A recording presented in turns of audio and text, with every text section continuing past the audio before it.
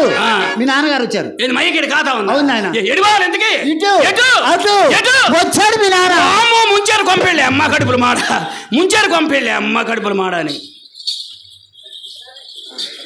రసజ్ఞులైన ప్రేక్షక మహాశీలకు, పల్లపూలు వారి వంశస్థులందరికీ, నాగారప్ప పందల్లి ఆశీస్సులందరికీ ఉండాలని, ఇంకా 2 గంటలు కనుక ఓపిక పడితే ప్రోగ్రాం కూడా సజావుగా జరుగుతుంది. చాలా చక్కగా కార్యక్రమాలన్నీ బ్రహ్మాండంగా జరుగుతూ ఉన్నాయి. కనుక చివరి వరకు నాటకం ఇదే విధంగా ఉంటుంది.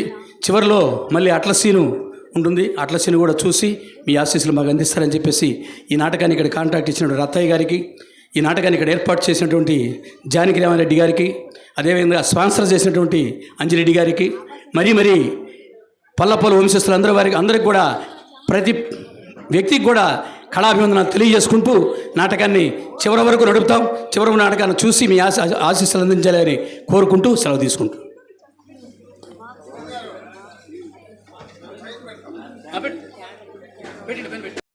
కిరణాలలో తొలి బల పూజల తారు చెలి కనులలో, తొలి చూపులు వేడి కిరణాలలో తొలి బల పూజల తారు చెలి కనులలో,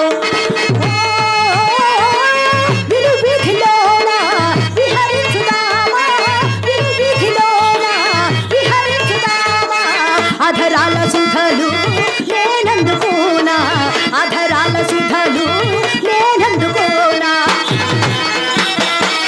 చూపులు వేడి కిరణాలలో తొలి బల పూజల తారు చెలి కనులలో,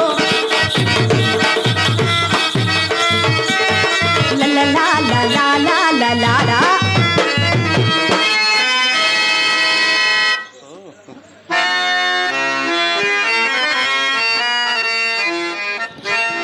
ప్రియా, ఈరోజు ఎంత అందంగా ఉన్నావు చెప్పమంటావా?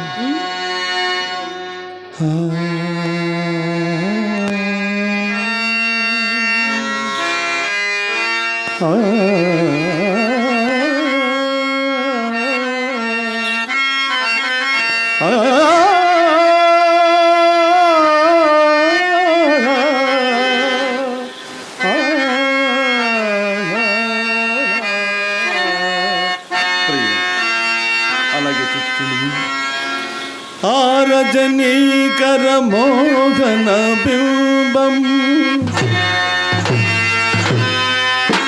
నీ నగుమోన బోలునటే, కొలనిలో నవకమల దళములు నీ నయనముల బోలునటే,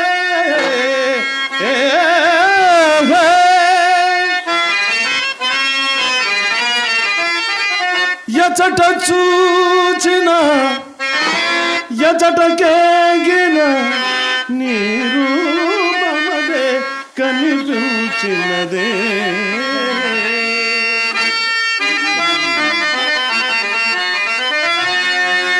తల నిండా భూగండ రాచిన రాణి ములకానముల గోడ మురిపించబోతే, తల నిండా భూగండ రాచిన రాణి ములకానముల గోడ మురిపించబోతే,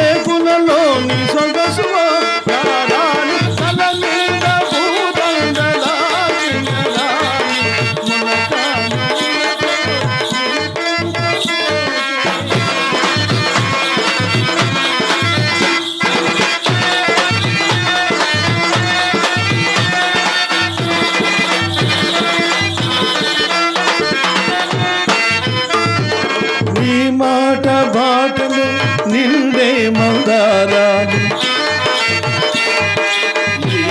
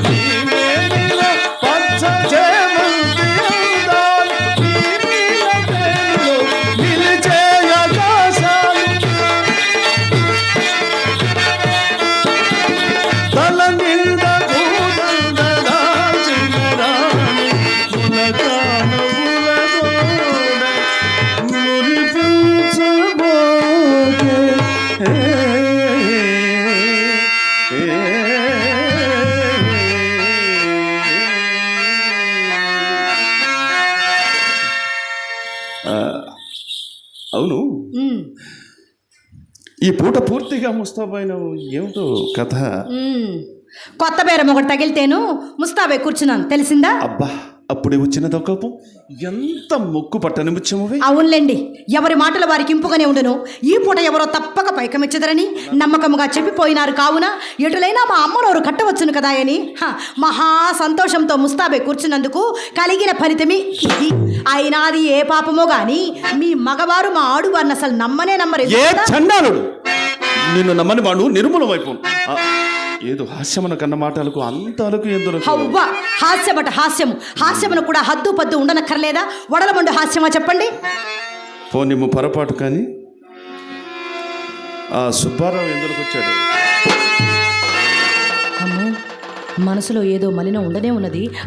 ఏమండి, ఆ సంగతి మీకెవరు చెప్పారు? నేను చూచిన. అవునా? వీధి గుమ్మను వచ్చినచో మీ అమ్మ గంట పడవలసి వచ్చానని. పెరటి గుమ్మం గడకు వచ్చేసరికి అతడు ఏం చేశాడో తెలుసా? ఏం చేశాడు? పటాలను తలుపు తెరుచుకొని బడాలను బయటకు వచ్చినాడు. ఆ పాటును నన్ను చూచి అతడును, అతని చూచి నేనును తెల్లపోయినాం. అంతటితో అతనికి అనుమానము కలుగుకుండానట్లు కోడిగమలాడుచు కొంత దూరం వెంట కూడా వెళ్ళవలసి వచ్చింది. ఏమండి, ఎలాగో కోడిగమలాడుచు కొంత దూరం వెంట వెళ్ళి సాగనంపే వచ్చారుగా, మరి ఎందులకే తెంచితిరి సుబ్బారావు గారు అని మీరే ఆయన అడగలేకపోయారా? అడిగినా ఏం చెప్పాడు? మేడము కావలసి వచ్చిన. మరి చెప్పినాడు కదండి, మీ సందేహం ఏమిటి? నా సందేహమా? చెప్పిన తమరు కోపగించుకున్నారు. అలే వారే, నాకెందుకండి కోపం? అయినా నాయందేదైనా దోషముండని కదా. శభాష్, అది మాట. ఇదిగో ఇప్పుడు చెప్పేది. చెప్పు. మేడము కొరకు వచ్చిన వాడు విచ్చలవిడిగా వీధి గుమ్మమున పోక అదరచు బెదరచు పెరట అదిగో అదిగో మొగము చుట్టిస్తున్నాం. అప్పుడే వచ్చిన మరి అట్లయినా ఆ సంగతి కూడా ఆయన్నే నిలబెట్టి మరి మీరే అడగలేకపోయారా? అడిగే వాడిని. అంతలో ఒక బాల్యమిత్రుడకు పడి బహుకాల సమావేశము వలన పరమాధరము చేత కుశల ప్రశ్నలు వేయించిపోయి అందువలన అడుగుటకు అవకాశం. సరే, నేనేం చెప్పేదను కానీ సావధాన చిత్తులో ఆలకించాలి. మరి సరియేనా? ఏమండి, మా ఇంటికి మేళంలోకి వచ్చిన వారికి మర్యాద చేయటం మా ధర్మం కదా. అందులోకే మా అమ్మ అతన్ని మేడ మీదకి వెంట పెట్టుకుని వచ్చి కుర్చీ వేసి కూర్చుండబెట్టి తాంబూలం ఇయ్యగా ఆ సుబ్బారావు ఏం చేశాడో తెలుసా? ఏం చేయడం ఏమిటండి, వచ్చిన పని కాస్త విడిచిపెట్టి నాతో అధిక ప్రసంగాలు మొదలు పెట్టాడండి. ఈ విధంగానే నాకు చిర్రాకు వచ్చి చప్పున మేడ దిగి పోయి తిని, కానీ ఇంతలో నా మనసు కనిపెట్టిన మా అమ్మ మాత్రం పెరటి చూపుడు కను కారణం చేత మన తోటలోనికి తీసుకుని వెళ్ళి ఆధారనట్టే సాగనంపినది. మీరు నమ్ముడు నమ్మక పొండు నడిచిన యథార్థం మాత్రం ఇదే సుమా. నీ మాట నేను వేదముగా ఎప్పుడు నమ్మలేదు. నాతో నీ వెన్నడైన నలుసంత అబద్ధమాడమనే కదా నా నమ్మకము. మీ తోడనే కాదు, ఎవ్వరి తోడను నలుసంత అబద్ధమైన ఆడను. అసలు చింతామణి ఈ కులములో పుట్టవలసినది కానే కాదని పిన్నల మొదలు పెద్దల వరకు శ్లాఘించుటకు ఇది ఒక కారణం కూడాను. సందేహమేమి? ఎవరి మాటలో ఏనా నేను ఎన్ని మార్లు నిన్ను శ్లాఘించలేదు చింతామణి? ఎవరి మాటలో ఏనా నిన్ను ఎన్ని మార్లు శ్లాఘించలేదు? ఎందరు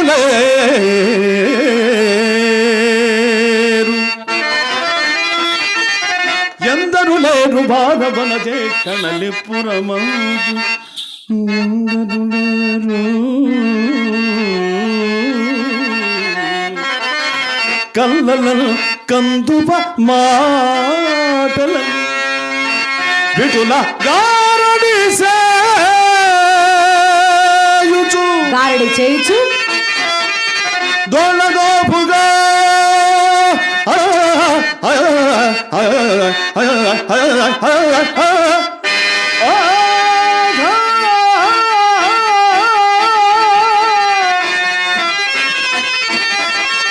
దోళ్ళదోపుగా పొందలు పేలు గుంజుకొను వారలు ఎందరు ఎందరు ఎందరులే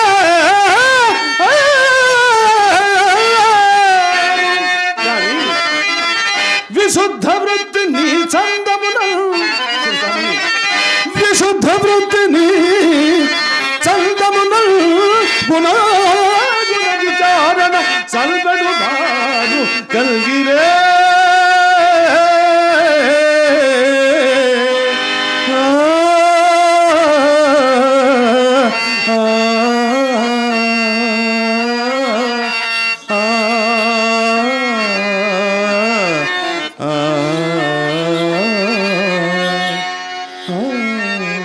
అమ్మో.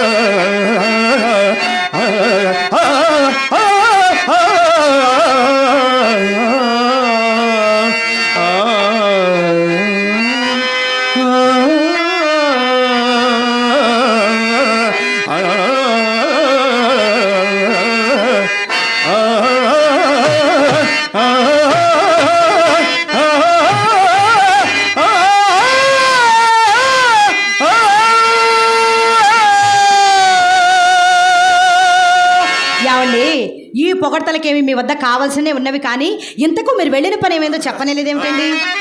ఏమొకటికేమున్నది? దైవము తరచుగా ధనుకులు నానుకలు త్రాటిపెట్టలతోడు, చేతులు జీవం రాకలు, హృదయం ముక్కు ముక్కల తోడు చేయుచున్న నా పైన. అవునవును, ఇది ఎంతయో చావు కబురు చల్లగా చెప్పుటికే కావాలయో. ఇదిగో ఇప్పటికింకే కానీ 2-3 దినములు తప్ప సానుకూలు. ఓహో, ఇకనేమి ఎప్పటి పాఠమే దిగినది? ఇది వరకేమో రేపు రేపు రేపు రేపు రేపు అనేవారు, మరి ఇప్పుడు ఆ రేపునకు మరి 2 త్రోపులు కూడా తగిలించారు, సరిపెట్టారు. మాట కడవరకు వినప్పుడు నీకు తోచినట్టు ఇంతవరకు అదిగో ఇదిగో నీ చెప్పిన తుంటని ఈ పూట తొంట చేయి చెప్పు. అంతటి తమరేమైనా ఊరకుందురా? మరి ఒక తుంటని ఆశ్రయింతురు, ఆ తుంటని మరికొన్ని రేపులు గడిపి ఆవల తానొక తొంటి చేయి చూపును, ఈ తొంటి చేతులని తెచ్చి తమరు మా ఇంటికి తోరణము గుచ్చుదురు, అంతేనా? మాట శాంతముగా వెనక మండిపడిన ఏం చెప్పగా చిరాకుమాని చివరి ఇక విన్నక్కర్లేదండి. ఇప్పటికి 20 దినముల నుండి మీ మాటలు విని విని విని నా ప్రాణం విసిగినది. మధ్యాహ్నం మీరు వెళ్ళినది మొదలు మా అమ్మ కోసిన కోతకు నేను కాబట్టి భరించితిని, కానీ అదే వేరొకతైతే ఈ మంద మాకు మింగి చావవలసినదే. చాలు చాలు మహాప్రభో, చాలు. ఇక మీ వల్ల మా అమ్మతో నేను పడలేను, నా వల్ల కాదు. ఇంతటితో మీ దారి మీది, నా దారి నాది.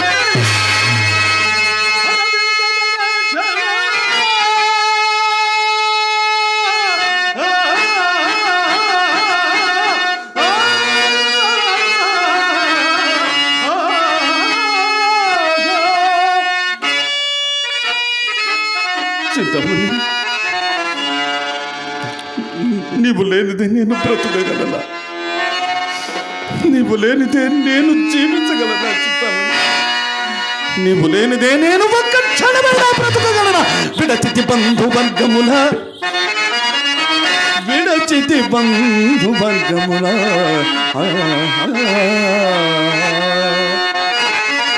వీడితి ప్రాణములు గుమిత్రులను విడచితి ఇల్లువాగిలియు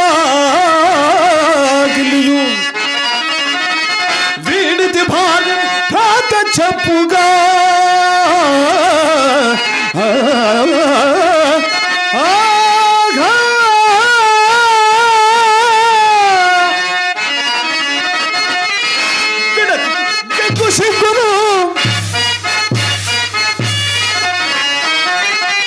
విడచితి ఎక్కు సిగ్గును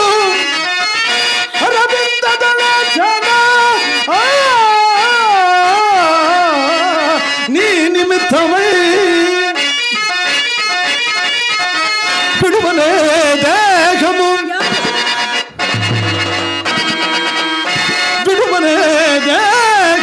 నీవు నన్ను వీడు నవస్థ తటస్థమైనదో